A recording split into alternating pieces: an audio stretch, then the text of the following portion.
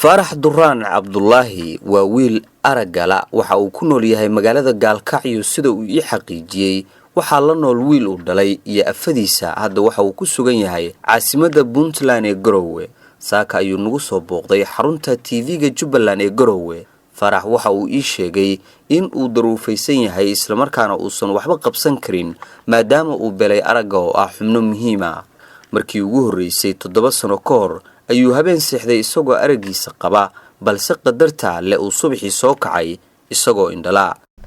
anigana hanii sheego xaaladeeda habeen ayaa seexday subaxii soo kacay anoo indhaha la 7 sanaan indhala ahay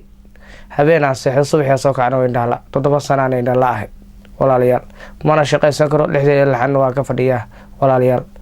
ilaahay dartiisina wuxuu qabataan baa la rabaa inkana ajir iyo xasanaad baa helaysan maalinta qarmiisaanka qareynay koraysa waa waxa si hormartansan waa waxa si geesanaysan waxa waa maal adduunyo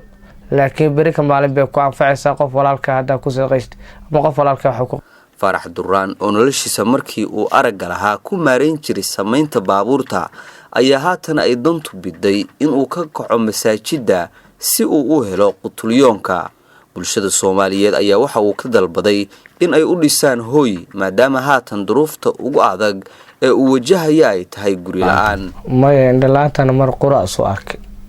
habeena seexday geerish baa ka shaqaysan jiray indhayga qabay oo shaqaysan jiray briskiga ka raadsan jiray markii dambe habeena kamida ayaa seexday habeen ah waa seexday subaxii soo kacan oo indhaha la oo gab ah subaxii asri shaqa aadid akacdid ama indhihii waa dam oo wax ma arko waa qaadan waay daaqadaha la furo ay baabada la furo banaanka la bixiyo indhihii waa dam waxba waa arko waay hooyadii waa kor hooy indhihii waa beelay